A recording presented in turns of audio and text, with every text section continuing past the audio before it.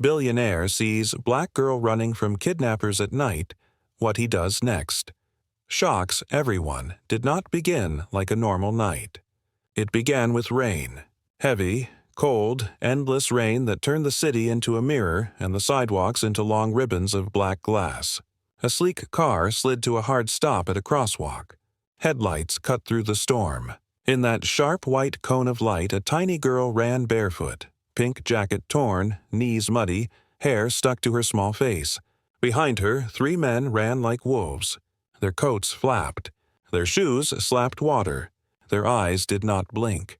The driver saw the child. His breath caught. His hands moved before his mind could speak. He opened the door and stepped into the rain. "Hey," a deep voice boomed. "Leave her alone."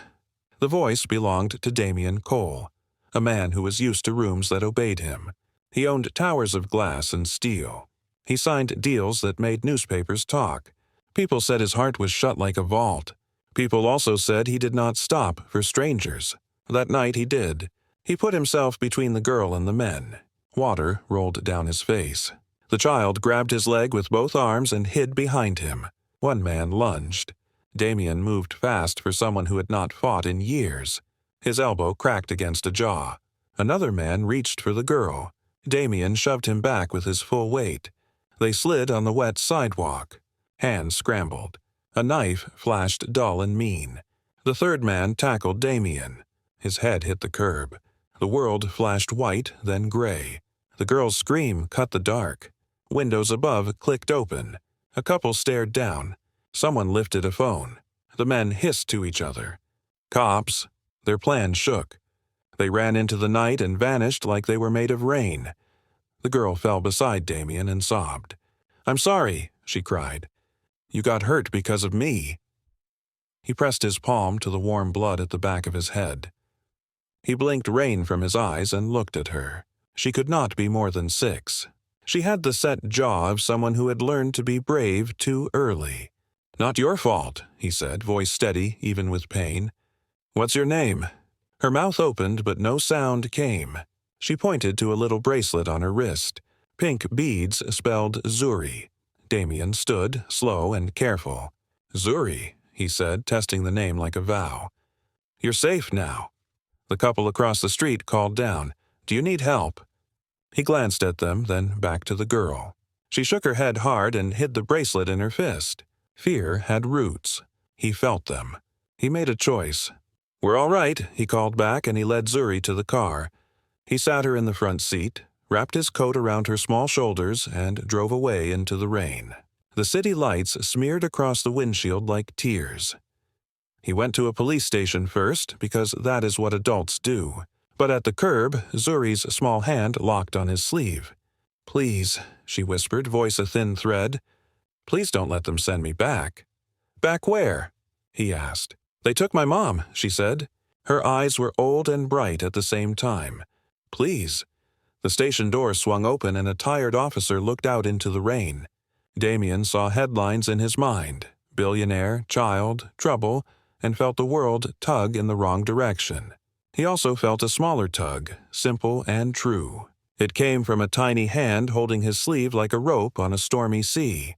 He closed the car door and drove again. "Okay," he said softly. "One night." His penthouse did not look like a place for a child. It was high, cold, and quiet. The windows framed the whole city, and the rain made the glass look like it was weeping. June Park, his housekeeper, met them at the door. She took one look at Zuri and at the blood on Damien's collar and moved like a nurse. In minutes, Zuri had a soft towel, warm socks, and a mug of sweet milk.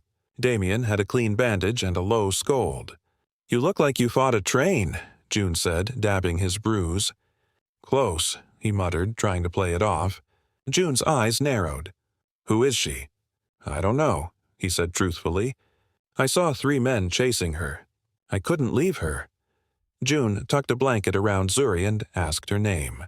Zuri did not speak. She held up the bracelet. June smiled a small, slow smile. "Zuri," she said. "Pretty name." Zuri's shoulders dropped a little. June led her to the guest room. At the doorway, the little girl looked back at Damien. He nodded once. "It's all right," he said. June has been with me since I could not afford a coffee. You're safe." Zuri followed June inside. Later, when the penthouse was quiet except for the rain and the hum of the elevator, Damien stood in the guest room doorway. Zuri lay curled on the bed like a comma. In the thin slice of moonlight, her face looked too careful for a child. "You got hurt," she said suddenly, voice so small he almost thought he imagined it. "A little," he said. "Because of me." "No," he answered. "Because of them." After a long pause, she reached under her pillow and pulled out a tiny wooden box. Inside were scraps: a Polaroid of Zuri with a woman with tired, kind eyes, a note torn at the corner, and the beaded bracelet. "If anything happened, keep this safe," Zuri whispered. "Your mom?" he asked, pointing to the woman. Zuri nodded. "We'll find her," he said, and he meant it in a way that surprised him. He went to his office and opened his laptop. He typed what he knew. It wasn't much. Zuri, 6, black. Missing mother, name unknown. Last seen, Tenderloin, San Francisco. The cursor blinked like a heartbeat. He scrolled his contacts and picked a number he did not use often. It rang twice. A voice came up, rough with sleep. "This better be life or death," the voice said. "It might be," Damien answered. "I need you to find someone. A missing woman. And there are men who want her child." The voice, Marco Vega, a private investigator he trusted with money and never with secrets, woke up all at once. "Text me everything," Marco said. "I'll start now." The city turned from black to blue to a gold wash. Sunlight drew long lines across the floor. Damien did not sleep. June brewed tea and set a small plate of buttered toast by his elbow. "Eat," she said. He took a bite without thinking. He could not stop seeing Zuri's eyes. The first turning point came with the sun. Zuri stood at the office door, hair still damp, socks too big, holding the wooden box. She did not knock. She walked in slow and careful, like someone walking into a room that might be a trap. "Is it morning?" she asked. "Yes," he said. "Are we leaving?" "Not until we know where your mom is," he said. "Do you know her name?" Zuri looked at the Polaroid and traced the outline of the woman's face with one finger. "Amara," she whispered. "My mom is Amara Day." Damien wrote the name like a key on a lock. "Okay," he said. "That helps." Zuri climbed into the leather chair across from him. She sat up straight but curled her toes in her socks like little fists. "Can I stay here until we find her?" she asked. He saw the fear try to hide in her eyes. He did not let it. "Yes," he said. "You can stay," Marco called an hour later. "Tenderloin cameras caught 3 big guys running 2 blocks south of where you were," he said. "No plates on the car they used. But I got a face. He's security muscle for a private firm called Helix Shield." Damien's jaw set. He knew the name. Helix had a contract to guard 3 of his tech sites. "You sure?" he asked. "I'm looking at his LinkedIn smile," Marco said dryly. "I'll send you. Name's Omar Pike." A second later, the photo arrived on Damien's screen. A clean-shaved face that looked polite in daylight and cruel in rain. "What about the mother?" Damien asked. Marco exhaled. "I found a clinic intake for an Amara Day 3 weeks ago," he said. "No insurance. 1 visit. Then nothing. Also, there's a missing person report filed by a neighbor last week, but it hasn't moved. Caseload is heavy." Damien's voice went low. "Find me the neighbor," he said. "And check if Helix Shield has any rented spaces in the docks. If they're dirty, they'll hide where the wind is loud." He hung up and stood at the window until the city sharpened and his mind did too. He had a company to run. He had a board call at noon. He had 1,000 fires he usually put out with money and a signature. But today, the only fire that mattered was a small one he held with 2 hands. A child with a pink jacket and a bracelet that spelled her name.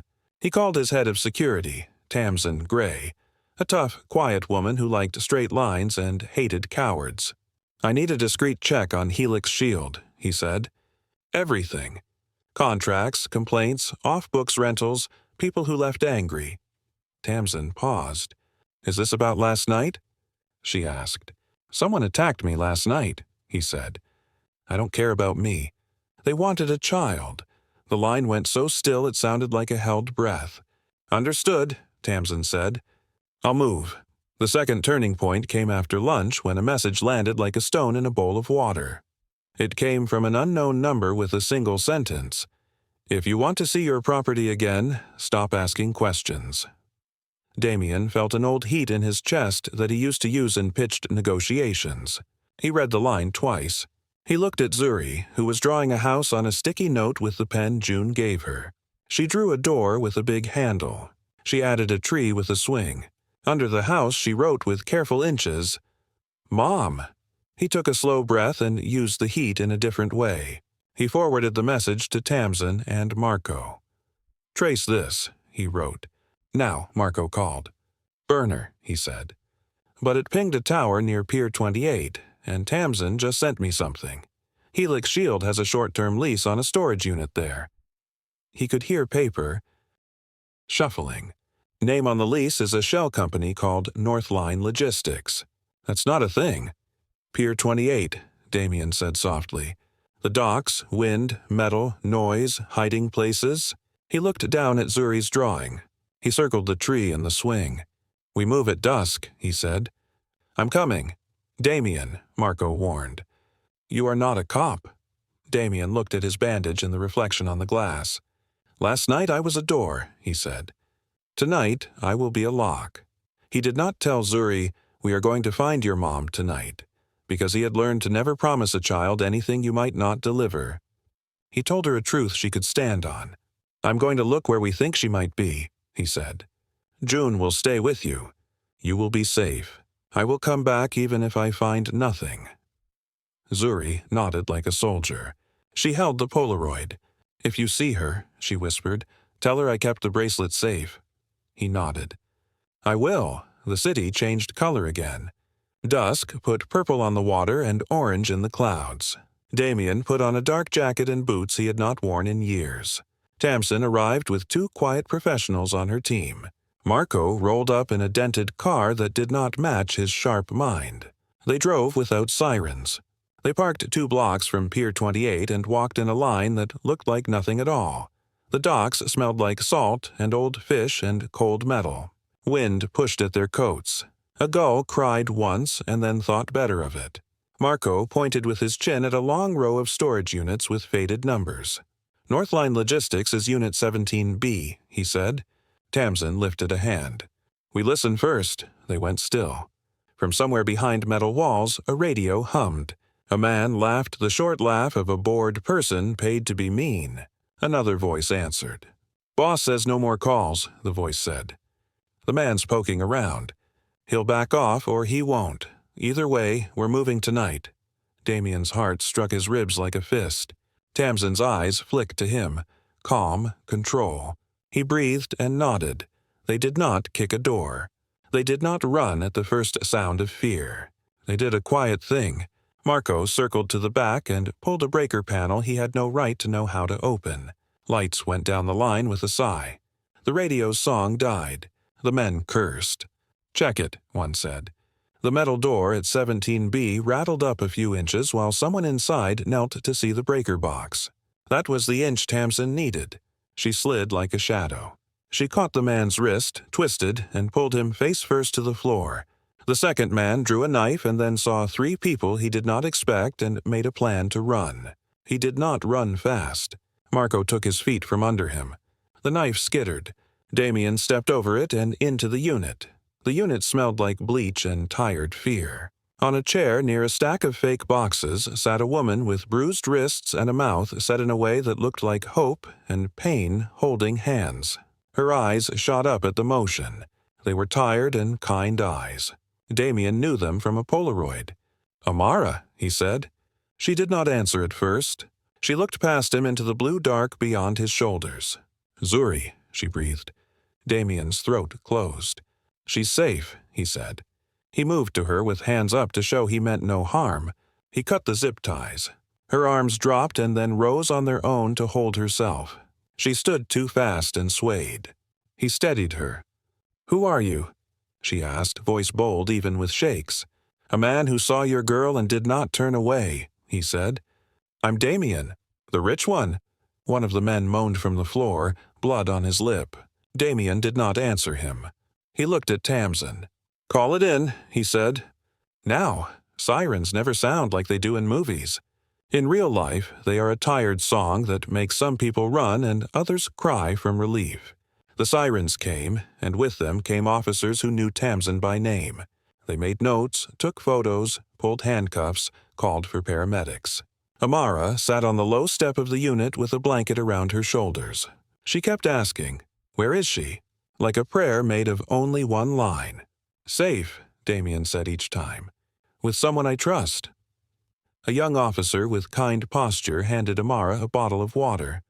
"Ma'am," he said, "we will take you for a checkup. Then we will take your statement." Amara nodded, eyes glassy. She looked at Damien.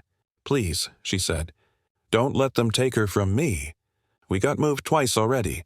I said no to some people. After that, men started to watch us. Then last night," her voice broke. She did not cry. She had no time for tears yet. "I won't let them," Damien said. He meant it. The third turning point came from a place Damien did not expect, his own boardroom. Word of the docks incident reached people who talk to people who trade secrets for power. The next morning, at 9, Damien walked into a glass room with a view of the whole glittering city, and 10 faces turned to him like clocks. Lydia Stroud, the board chair, older than steel and twice as strong, cleared her throat. "Damien," she said, "we heard about a situation." He met her gaze without blinking. "I helped a child and her mother," he said. "I would do it again."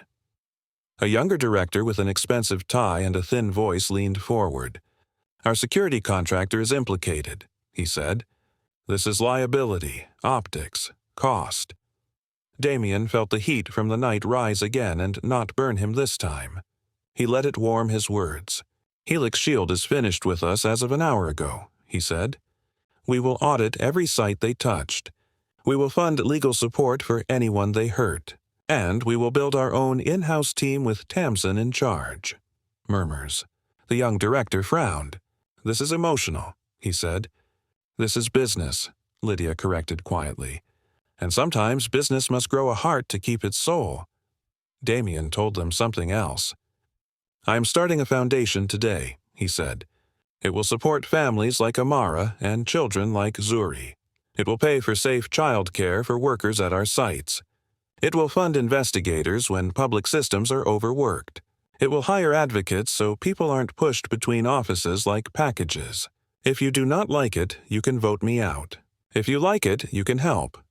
Lydia's mouth curved a millimeter. "Put it to a vote," she said. The hands went up, one by one, until even the thin-voiced director lifted his, grudging but real. The motion passed. The heat in Damien's chest cooled into something steady and clean. He went home. Zuri was at the kitchen table drawing with June. She had drawn the house again. This time the door was open. "Did you find her?" she asked before he could take a breath. "Yes," he said, and his voice shook. "She is safe. She is at the hospital. She wants to see you." Zuri climbed down from the chair too fast and forgot her socks and then remembered and then forgot again. June put shoes on her little feet and fixed her hair with the gentlest hands. "Be brave," June whispered. Zuri squared her shoulders like a tiny soldier. "I am," she said. They went to the hospital. The halls smelled like lemon and worry. A nurse led them to a room with a window and a chair and a machine that beeped. Amara sat on the bed with the blanket up to her waist. She was smaller than in the picture because fear takes space away from people. When Zuri stepped in, Amara made a sound that mothers make when a baby takes a first breath or a child returns from a long night.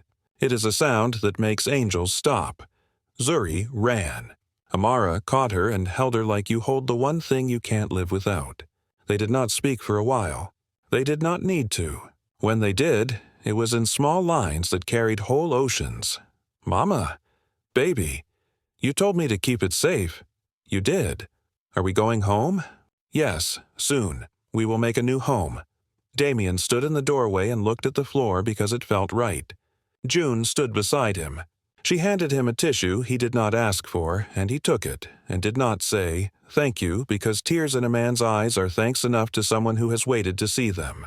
The nurse stepped in and smiled with her whole face. "You have visitors like this," she told Amara. "You heal fast." News still tried to make a headline out of something that deserved a lullaby. Reporters waited outside. Cameras peered like curious birds. Damien looked at them and then at Amara and Zuri.